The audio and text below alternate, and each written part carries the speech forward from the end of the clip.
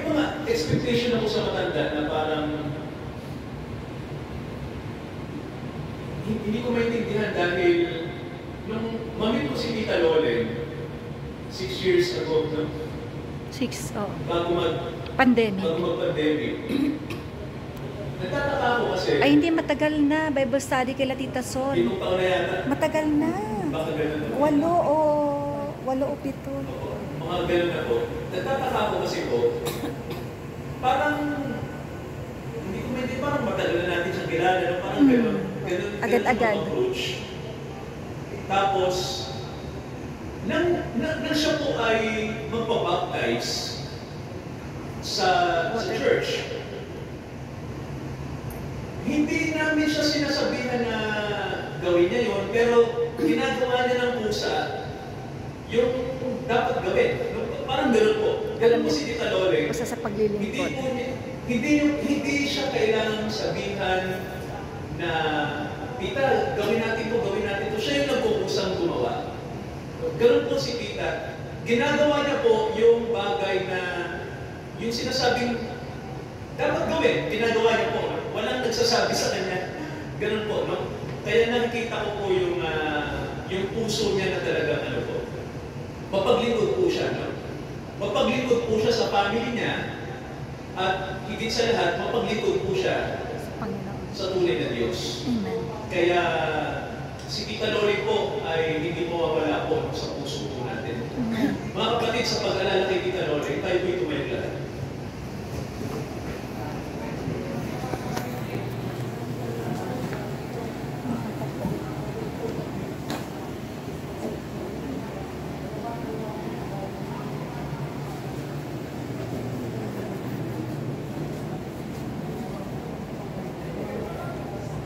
Babasahin ko po ang sulat ni Apostol Pablo sa mga taga-Efeso sa 2 kabanata, talatang 1, ang sabi po rito, kayo'y binuhay niya nang kayo'y mga patay dahil sa inyong mga pagsalangsang at mga kasalanan. Sabi ng verse 5, bagamat tayo'y mga patay dahil sa ating mga kasalanan, tayo'y binuhay na kasama ni Kristo sa pamamagitan ng biyaya, kayo'y nakaligtas. Sabi po ng verse 8, sapagkat sa biyaya, kayo'y nakaligtas. Sa pamamagitan ng pananampalataya. At ito ay hindi galing sa inyong sarili. Ito ay kaloob ng Diyos. Hindi ito sa pamamagitan ng gawa ng mga tao, upang ang sino man ay huwag magmalaki. Purihin po ang Diyos sa kanyang mga salita. Makakaupo po tayo na. Manalangin tayo, mga kapatid. Sa pangalan ng Panginoong Jesucristo, dakilang Ama, sa pag-alala po namin kay Tita Lolen, sa pagbabalik tanaw namin sa kanyang inambag sa aming mga buhay, ang kanyang pong buhay ngayon ay nasa inyo na pong mga kamay. At salamat, Ama, na kinahabagan niyo po si Tita Lolen. Salamat. Ang aming lola, ang aming mama Lolen, upang ang kanyang buhay po ay hindi mawalang kabulukan. Naglilingkod po siya sa kanyang family at siya po'y tinawag niyo upang maglingkod sa inyo. Dakilang Ama, nawa po sa gabi ito, alalahanin namin ang mga bagay na ginawa niyo sa kanyang buhay. Yes, Lord. Kung paano niyo po siya tinawag, kung paano nagpakilala kayo sa kanya, kung paano, Ama, na nagkaroon siya ng relasyon sa inyong anak na si Jesus, ang aming tagapagligtas, ang tagapagligtas ng aming mga kaluluwa. Yes, Lord Jesus. Nawa sa gabi ito, Ama, ang buhay ni Tita Lolen ay maging patotoo sa lahat ng mga nagmamahal sa kanya sa gabi ito. Yes, Lord. Na kung saan po, ang kanyang buhay ay hindi mawawala ng kabuluhan sapagkat sa pagdating ng panahong itinakda, lahat ng inyong mga anak, kaming lahat na tinawag niyo sa biyaya, Yes. ay muling magkikita-kita. Kaming lahat ay muling mabubuhay mula sa mga patay. Yes. Kaya salamat, Ama, sa pag-asa po na ibinigay niyo sa inyong mga anak, sa mga naglilingkod sa inyo, sa mga kumikilala sa inyo, Ama, sa mga sumasampalataya at sumusunod kay Jesucristo.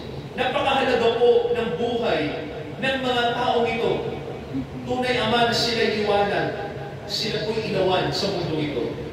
Ama, dinadalangin namin ang mga mahal sa buhay po ni Tita Lole na naniniwala po kami, Ama, na sila din po'y tinatawag nyo upang makilala nila ang nag-iisang tagapagligtas ng sangkatauhan. Amen, Lord. Salamat po na nakilala namin si Tita. Siya po'y kaisa namin sa paglilingkod sa inyo. Thank you, Lord. Tunay, Ama, na ang kanya pong pamana sa pamamagitan ng kanyang buhay ng naglilingkod, ay tunay po na ito'y nasa inyong alaala. Yes, Jesus. At Ama, ngayong gabi po, nawa ang inyong salita po ay magbigay sa amin ng pag-asa. Ito ang aming panalangin, hinihiling namin ang lahat ng ito. Magpahayag kayo sa aming kalagitnaan, Ama, ang inyong banal na Espiritu sa sambahayan ng Tita Lole, sa mga kaibigan, sa mga kapatid, sa mga kamag-anak, sa mga nakikiisa po sa wait na ito. Sa pangalan ng Jesus, ito ang aming idinadalangin sa inyo, Ama. Amen. Mahalaga, mga kapatid ko, na nandito po tayo dahil pag mga Kristiyano po, bigyan ko lang po kayo ng idea, no? Kapag tayo po ay nasa isang burol, kadalasan, di ba, ginagawa ng mga tao, nag-iibang-ibang, mga ganyan-ganyan, tayo po, iba, hindi lang tayo naglilibang, hindi lang tayo nakikipag-fellowship sa ating mga mahal sa buhay at sa mga kaibigan po na nakikiramay. Ang mahalaga po ay napapakinggan po natin yung sinasabi po ng salita ng Diyos pagdating po sa issue ng buhay at kamatayan. Alam niyo po, ang buhay sa mundo may isip. Sabi ng Biblia, mapalad kapag nakarating tayo sa 70. Si Tita Lole, 76. Kaya mapalad na po yung buhay niya, na narating na po yung edad na yun. Alam niyo po, sa panahon natin ngayon ay ang edad ng tao po ay pabata, lumilisan. Marami na nga po, wala pang 30, may high blood na, may sakit na sa puso. Sabi ko nga sa Diyos, Panginoon, kung ang edad ko po ay saan niyo ko pupunin, bahala na kayo. No? Kung anong edad ko, no? Ang mahalaga, kapag nandito pa ako sa mundo ay mapaglingkuran ko kayo, baptis ko kayo. No? Mga kapatid, may isang buhay na tao. Hindi po mahaba talaga. No? Sabi nga ng Biblia, ang 1,000 taon sa Diyos ay isang araw. Ibig sabihin po, dapat ang tao ay mabuhay ng 1,000 years. No? Yun ang isang araw sa Diyos. Kaya nga po may nagsasabi na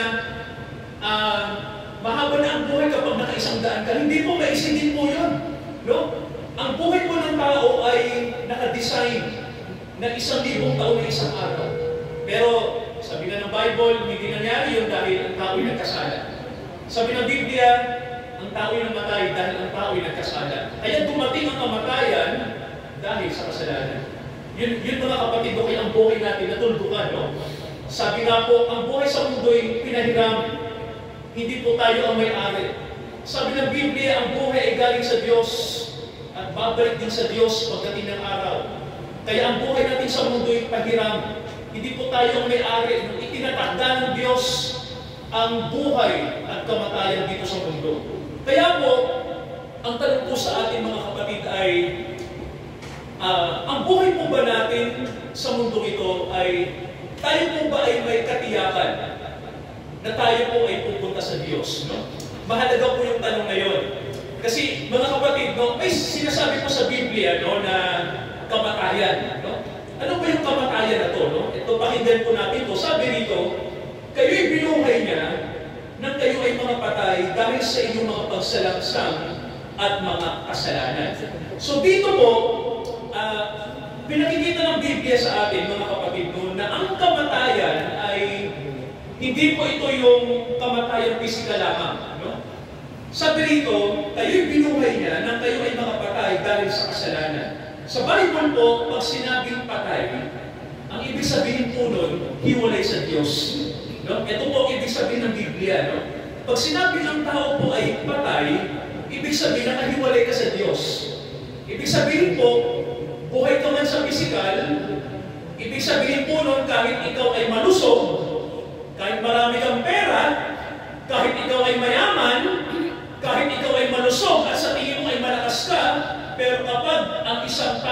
ay hiwalay sa Diyos kahit buhay tayo, ang sabi ng Biblia, tayo ay makapatay. Kasi mga kapatid, ang kamatayan, sabi ng Biblia, hindi po ito yung hindi na humihinga yung pisikal. Sabi ng Bible, ang kamatayan ay pagkakahiwalay sa Diyos. Walang Kaya mga relasyon kapatid, sa no, Diyos. maraming tao sa mundo, mga patay.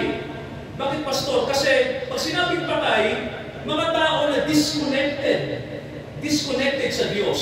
Namumuhay tayo sa kasalanan, namumuhay tayo sa mga bagay na mali, ang ating puso ay punong-puno ng mga maling bagay, at wala tayong pagkaalam sa pagbabalik loob sa Diyos.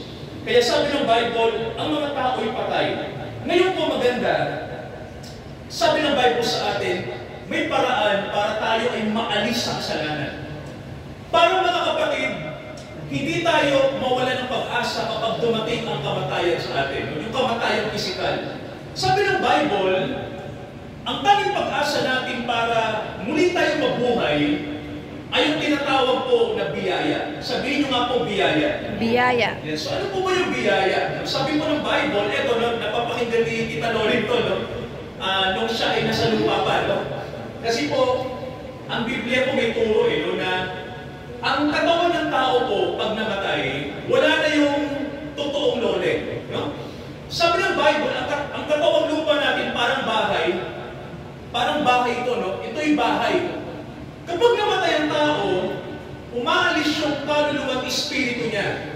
Naiiwan yung tinatawag na katawang lupa. Kaya, alam niyo po, no, mayroon ng may pag-aaral na kapag ang tao namatay ay, sabi di ba, mabigat? Kasi lupa na lang no? Kumbaga po, yung kaluluwa at espiritu ni Tita Lorin ay wala na dito, no?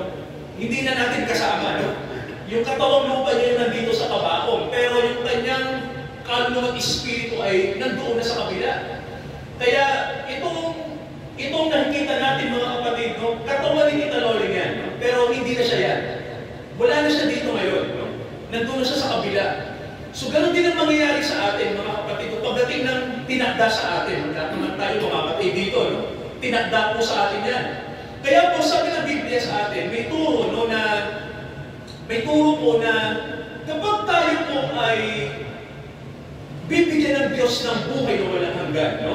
Kung tayo ay ikokonekta niya uli sa kanyang sarili, ang kailangan po natin ay biyaya. Sabihin ka po ulit natin biyaya. Biyaya. So, ano po ba yung biyaya? Ito mga kapatid yung biyaya, no? Sabi ng Biblia, ang biyaya ay ito. Ipinadala ng Diyos ang kanyang anak na si Jesus. At ang sabi ng Bible, namatay si Jesus, namatay ang ating Panginoong Jesus, upang tayo po ay iligtas mula sa kasalanan. Sabihin nyo nga po, kasalanan. Kasalanan. Ano po bang kasalanan? So, ang kasalanan mga kapatid, ito yung ating kalikasan. No? Ito yung sinasabi ng Bible na ang tao po, tulad po natin, no, tayong lahat na nandito ngayon, no, meron tayong likas na nasa atin, na ang tawag po ay kasalanan. No? Kung may kasalanan, ganito po yan. Sa Bible, kung sinabi kasalanan ay mga bagay po na tinatawag na mga bagay na patay na ang tao po ay doon na humaling. Limbawa po ganito, namumuhay tayo na matigas ang ulo, wala tayong pananampalataya, nabubuhay tayo makasarili, nabubuhay tayo na sarili na natin ang sinusunod natin, no? Ganyan, ano? Yan yung mga bagay, mga kapatid, na kasalanan. At mga kapatid, sabi ng Bible sa atin na ang tanging paraan ng Diyos para tayo ay mabago at tayo po ay ibalik sa Kanya, kailangan natin ng biyaya. Ulitin nga po natin, sabihin nga po natin biyaya. Biyaya. So, ano po ba yung biyaya? Ang biyaya po ganito, dumating ang tagapagligtas, namatay siya para sa atin. Siya po ay, sabi nga po ng Biblia sa atin, namatay si Kristo dahil sa mga tao pong makasalanan. No? At sino po yun? Sino po may mga makasalanan? Tayo po yun. At ang sabi ng Bible, ang paraan ng Diyos ay sampalatayanan natin yung kanyang ginawa. Ibig sabihin po, namatay si Kristo, wala siyang kasalanan. Sabi ng Bible, mga kapatid, ang Panginoong Kristo ay ang nag-iisang tao sa lupa na hindi nagkasala. Pero nang siya'y mamatay, ibig sabihin kasi pag ang tao ay namatay, sinusumpa. No? Nasa sumpa tayo, kaya namamatay tayo. Ngayon ang sabi ng Bible, namatay din siya. Bakit po? Kasi ang sabi ng Bible, inako ng Panginoong Jesus. Tingnan niyo mga kapatid ito inako niya ang kasalanan ng tao. Inako niya ang kasalanan ng mga makasalanan, ng mga tinawag, at siya'y namatay para sa atin. No? Ibig sabihin po, nakiisa siya sa atin. No? Sumama ang Panginoon sa atin. Pero ang Panginoon, mga kapatid, hindi naman siya dapat mamatay dahil siya po ay banal. Tayo ang mga makasalanan, no? Pero nakiisa siya sa atin. Namatay siya sapagkat nais niya tayong mabuti at iligtas. Kaya po, sabi ng Bible, mga kapatid, no? Mahalaga yung kamatayan na yun ni Kristo dahil ito yung magbibigay ng liwanag sa atin para tayo po ay magkaroon rin ng buhay. So sabi ng Bible, namatay si Kristo at mayroon siyang pinatay. Ano po yun? Yung pinatay niya po ay yung tinatawag, mga kapatid, na yung sumpa ng kasalanan. No? Ulitin po natin, no? Mayroon pong talata sa Bible ang nakasulat, ang kabayaran ng kasalanan ay kamatayan. No? Romans 6:23. Sabi ng Apostol Pablo yun, sa kanyang sulat sa Roma, ang sabi, ang kabayaran ng kasalanan ay kamatayan. Ulitin nga po natin, anong sabi? Ang kabayaran ng kasalanan ay kamatayan. Ngunit Kaya tayo namamatay dahil sa kasalanan. No? So ang penalty kung bakit tayo namamatay dahil nagkasala ang tao. Kaya namamatay tayo. No? Nag-desperate tayo sa Diyos. Ngayon ito yung matindi. Nang dumating si Kristo, yung penalty ng kasalanan, sumakan niya. Ibig sabihin, inako niya. So nang inako niya na, namatay din po ba siya? yeah. Mga kapatid, namatay din po ba si Kristo nang inako niya ang kasalanan? Yes. Natural, no? Kasi inako niya, no? So namatay siya. Ngayon mga kapatid, di ba? Pag ang penalty ay tinanggap ng tao, may tanong po ako, di mo ba pag ang tao nagkakasala, anong kadalasang penalty? Pag nagkakasala ang tao, mga kapatid, halimbawa sa batas ng tao, di ba nahuli ka nagnakaw, anong kadalasang parusa? Preso. Ano po? Preso. Ikukulong, no? Pero may mga kaso po na matindi, no? Sa ibang bansa, yung nagagawa ng death penalty. Halimbawa, uminit ulo mo, no? Pinagpapatay mo yung kapitbahay mo, minasakir mo. At ikaw ay napatunayan na umatay ng maraming tao. So may mga batas sa tao, no, na kailangan ikaw ma-death penalty. Di ba may ganyan, no? So, isipin nyo mga kapatid, doon tayo, no? Mga kriminal tayo. At i-death penalty na tayo, no? So, kailangan mga kapatid, gumaan tayo sa proseso ng batas. Bakit ka i-death penalty? Bakit ka dapat mamatay? Kasi ang sabi ng batas, pumatay ka. Kailangan mong tanggapin yung sentensya. Tama mo ba? Yun ang sabi ng batas, no? Pag ikaw ay nagkasala, mamamatay ka. So, ganon. Ganon mga kapatid ang kalagayan ng tao. No? Kaya tayo namamatay dahil may sentensya sa atin. Ngayon isipin nyo ito, no? Nang dumating ang Panginoong Kristo, may sentensya ka. Bigla siyang dumating at ang sabi, huwag niyong patayin si ganito, huwag niyong patayin siya. Sabi ni Jesus, ako na lang. Nakita niyo po, no? Ako na lang patayin niyo, huwag siya. Ang tawag ng mga kapatid, nag-substitute si Jesus. No? Ang tawag ng substitution, nag-sub siya. No? Imbis na ikaw ang parusahan, imbis na ikaw ang mamatay, ang sabi ng Panginoon, ako na lang, in behalf of her, in behalf of him, ako na lang. So mga kapatid, ganun ang ginawa ng tagapagligtas natin sa atin. No? Yun ang kanyang ginawa. Mahalaga po na alam natin yan, no? Na tayo ay kasama dyan sa tinatawag na binigyan niya ng biyaya. Ngayon mga kapatid, sabi ng Bible, maganda to, sabi, binuhay na kayo ng kayo'y mga patay dahil sa inyong mga pagsalansa. At ang sabi ng Biblia, di ba, namatay si Kristo. Sabihin nga po natin, namatay ang Panginoon. Sabihin po natin, namatay ang Panginoon. Bakit po siya namatay? Dahil kanino? Sa akin. Tama, no? Dahil po sa atin. Ngayon po ganito, di ba namatay ang Panginoon? Kinuha niya ang kasalanan. Ibig sabihin po nun, binayaran niya ang sentensya. Amen po ba? Pag sinabing binayaran, ibig sabihin po, ang pinangbayad na buhay. Tayo ang dapat magbayad, pero sino po nagbayad? Panginoong Jesus. Si Jesus. Ngayon, ito ang matindi, no? Kapag yung kasalanan natin ay dinala na ni Kristo, no? Kung ito yung pinatay niya na sa krus, may tanong po ako sa inyo, dapat ba ba tayo parusahan? Hindi na.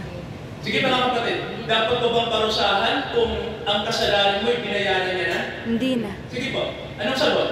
Hindi na. Hindi na, no? Kasi may nagbayad ng iba eh. Intindihan niyo po, no? May umako na. Ang gagawin ng tao, magsisi at sumampalataya sa ginawa niyo. Sa ginawa niya. Mga kapatid, yun ang access natin sa buhay na walang hanggan. Ibig po ba ron? No? Ibig sabihin po, kung titignan niyo, no, ang sabi ng Bible, walang relihiyong makapagliligtas. Walang mabuting gawa ng tao makapagliligtas. No? Walang moralidad. Walang kabutihan magagaling sa atin ang makapagliligtas. Ang sabi ng Bible, Diyos ang gumawa nun. Si Kristo ang gumawa. Kasi mga kapatid, kung tayo po ang magliligtas sa ating mga sarili, wala tayong magagawa. Tama po ba? Sabi ng Bible, ang tao ay nasa kasalanan. Paano natin ililigtas ang sarili natin? Tayong lahat ay sentensyado. Kaya po ang sabi ng Bible sa atin, ang kabayaran natin, kasalanan, ay kamatayan. Pero ang sabi, ngunit ang kaloob ng Diyos ay buhay na walang hanggan. Sa pamamagitan nino po? Sa pamamagitan ng Panginoong Jesucristo. Kaya mga kapatid, kapag tayo po pala ay nagsisi sa ating mga kasalanan, hindi po ba? At sumampalataya tayo sa Panginoong Jesucristo, ang sabi ng Bible, kasama tayo binibigyan ng pardon, pagpapatawad. No? Tayo po ay patatawarin sa lahat ng ating kasalanan. Hindi po ba? No? At tayo po ay tatanggapin ng Diyos.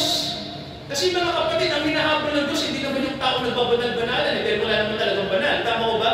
Ang hinahabol niya, yung mga makasalanan, tayo po yun. Tayo po lahat. Gusto ng Diyos, mailigtas tayo mula sa sumpa ng kasalanan. Kaya sabihin na natin mga kapatid, mabuti ang Diyos. Sabihin natin. Mabuti ang Diyos. Isa po, mabuti ang Diyos. Sabihin natin, mabuti ang Diyos kay Tita Loleng. Mabuti ang Diyos kay Tita Loleng. Mabuti ang Diyos sa akin. Mabuti ang Diyos. So mga kapatid, ganun kabuti ang Diyos. Naalala ko si Tita Loleng, no? Dolores. Alam niyo kung ibig sabihin ng Dolores? Yung pangalan Dolores, mahal ng kahulugan nun? Spanish. Okay. Pains. Alam niyo ba yung pangalan Dolores? Pains. Pangalan Espanyol. Spanish name. Dolor pen. Alam niyo kung ibig sabihin? Dolor ay pain. Oo. Alam Ang niyo kung ibig Dolores, sabihin ng dolor? mga pains. Dolores. Ibig sabihin mo, mga sakit. Kasakit. Mga pagdurusa. Kasakit. No? Alam niyo si Tita Loleng, yung pangalan niya, medyo negative, no? Kasi ang ibig sabihin ng Dolores ay mga kahirapan, no? Mga sakit. Alam niyo ho ba, mapalad yung pangalan na yun. Amen mo ba? Nakikinig, pakinggan na to, no? Alam niyo ho ba si Kristo? No? Nagbago po siya pumunta sa krus. May dinaanan siya mula sa Jerusalem papalabas. Bea Dolores. Diba? Di ba dinala ng Panginoon natin yung krus?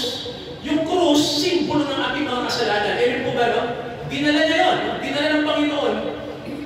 Yung itinawag nila doon sa dinaanan niya, Way of Dolores. Via Dolorosa. Nakikinig mga kapatid, no? Tumaan ang Panginoong Jesucristo sa daan ng Dolores. Naintindihan niyo ba?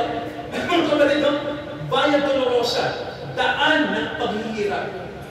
At mga kapatid, maganda to, no? Kasi dumaan ang Panginoon sa daan ng Dolores, ng Via Dolorosa. Pero, ano yung dulo po ng Via Dolorosa? Kalbaryo. No? Pagdating sa Kalbaryo, pinatay ang Panginoon. No? Binitay siya doon. Pero mga kapatid, di ba? May tanong ako, ano yung positibo? Ano yung dinala ng Panginoon sa Via Dolorosa? Cross. Tama. Ano yung simbolo ng cross? Pain. Sacrifice. Kasalanan. Kasalanan natin. Ay, kasalanan pala yun. Hanggang sa krus, dinala niya. So mga kapatid, yun ay positibo kasi yung mga pains natin, yung mga sakit natin, yung mga karamdaman natin, ano sabi ng Bible? Dinala niya. Amen po ba?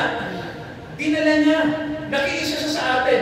Kung tayo po ay nasa cancer, isipin yung Panginoon, lahat ng cancer natin nasa Kanya. Naintindihan niyo po?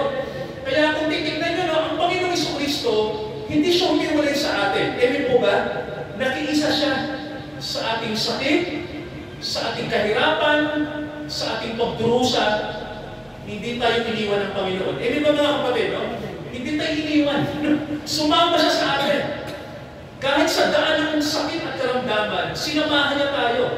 Kaya alam niyo po, mapalad tayo, no? Kung tayo ay nakikristo. Eh, di ba mga kapatid, no? Amen. Pag tayo ay sumampalataya sa Kanya, we are blessed. Kasi alam niyo kung bakit? Hindi ka iiwan ng Diyos. Eh, di po ba? Sa panahon ng kahirapan, hindi ka iiwan ng Diyos. Sa panahon ng sakit, hindi ka iiwan ng Diyos. Sa panahon ng pagdurusa, hindi ka iiwan ng Diyos. Kaya naman mga kapatid mo, pag nasa Kanya, hindi ka niya iiwan. Amen. Sasamahan ka niya. Kaya si Tita po, sinamahan ng Panginoon. Sa kanyang mga pains, sa kanyang kamatayan, hindi siya iniwan ng Panginoon. Kaya sabi ng Bible sa atin, mapalad ang mga nakikristo. Mapalad ang mga namatay sa Kanya. Kaya sabi ng Bible, mga kapatid, maganda to, no? Sabi po ng Bible dito, nang siya'y binuhay, tayo din po'y binuhay. May tanong po ako, nanatili po bang patay ang Panginoon? Hindi. Nanatili po ba siyang patay? Hindi po, no? Sabi ng Bible, nung ikatlong araw, ano po nangyari? Nabuhay. Nung ikatlong araw, Siya'y siya nabuhay. po'y muling nabuhay. Ano pong sinisimbolo nun, mga kapatid? Na muling binuhay ang Panginoon mula sa kamatayan. Alam niyo pong simbolo nun? Ibig sabihin po, hindi po tayo mananatiling Patay. tama. No? Hindi tayo mananatiling patay. Tayo welcome po, makinig kayo. Tayo welcome si Tita Lolen, makikita ulit natin. Nakikinig po ba? Hindi po ang mga anak ng Diyos namamatay lang sa pisikal. Mamamatay tayo sa pisikal. Pero mga kapatid, tayo welcome, sabi ng Bible, Nakikita-kita. magkakaroon ng resurrection, muling pagkabuhay. Sabihin nyo nga po, muling pagkabuhay. Muling pagkabuhay. Mabubuhay ulit ang mga patay. Mga kapatid, no? Hindi mananatiling patay ang mga patay. Lalo-lalo na po ang mga anak ng Diyos. Muling mabubuhay. Kaya po yung kalungkutan natin, pangsamantala lang po yun. No? Darating po ang panahon, kapag tayo po ay nasa Diyos, yung mga namatay na nasa Diyos, makikita po natin. Kapag tayo po ay nasa Diyos din, walang kapangyarihan ng kamatayan. Ang kapatay sa pisikal, normal na lang yan. No? Pag namatay ang mga anak ng Diyos, hindi po yan parusa. No? Yan po ay pagtawid lang sa buhay sa kalangitan. Pero sabi ng Bible babalik ulit tayo rito. No? Kasi mga kapatid, may sinabi ang Bible na muling magbabalik ang mga anak ng Diyos sa mundo. Kaya may pagkabuhay na magmuli. Sabihin po natin, pagkabuhay na magmuli. Pagkabuhay na magmuli. So mga kapatid, sabi ng Bible sa atin, sino po ba mga makakasama dito? Alam niyo po ba kung sino? Yung mga nari Jesus. Ibig sabihin po, pag ikaw ay nasa Panginoong Jesucristo, no? Ikaw ay born again. Tanong po ako dito, meron ako ba sa ating dito born again na? Amen. Pinanganak na muli? Amen. Diba, no? Kasi yun mga kapatid, ang gusto ng Diyos mangyari sa atin. Ano? Ang born again po, yan po ay mga terminology ng Bible na ang ibig lang din sabihin niyan, muli kang binuhay. No? Sa Bible po kasi, may mga symbolism. No? Halimbawa, born again. Ano po ibig sabihin po sa born again? Ibig sabihin, pinanganak ka ng Diyos. Diyos ang, kumbaga po, niluwal ka ng Diyos. No? Naging anak ka ng Diyos. Kaya, ang tawag sa iyo, born again. Pero sa Bible din po, may sinasabi din na namatay ka kay Kristo at nabuhay ka. Ang ibig din sabihin na born again ka. No? Simbolo po. No? Ibig sabihin, dati kang namatay na yung dating pagkatao mo, at muli ka nabuhay dahil binago ka na ng Diyos. So, mga terminology ng Bible, ang ibig sabihin po, binago ka, na born again ka, nabuhay ka magmuli. No? Iisa pong kahulugan yan. Ikaw ay naging anak ng Diyos. Kaya mga kapatid, sa gabi nito, no, mahalaga na tayo po no, ay maging kabilang sa mga anak ng Diyos. Amen po ba? Mga kapatid, mahalaga po yan. Ano? Ito po yung sinasabi na ano po, no, na hindi yung sekta natin ang magsisave sa atin. Walang relihiyong makakapagligtas. Ang kailangan, mga kapatid, ay ang tao po ay ma-born again. Maipanganak na muli. No? Magkaroon tayo ng tinatawag na ano to, no, yung kamatayan ng kasalanan. Mamatay yung ating lumang pagkatao para tayo po ay maligtas mula sa kasalanan. Sampalatayan na natin yung ginawa ni Jesus. At ang sabi ng Bible, magiging tayong mga anak ng Diyos. Sa gabi ito, mga kapatid, hinihiling ko po sa lahat no, na sa pag-alala natin kay Tita Loli ngayong gabi, nawa po, makasama ko po namin kayo kalooban ng Diyos Diyos, makabalik po kami bukas ng gabi at makiisa namin kayo muli po no, sa service na ito. Kahit po tumayo, mga kapatid. Tumayo tayo lang.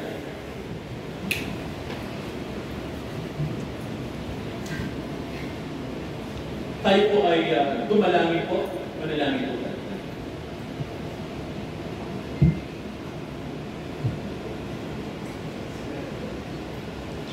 Dakilang Ama sa langit, ngayon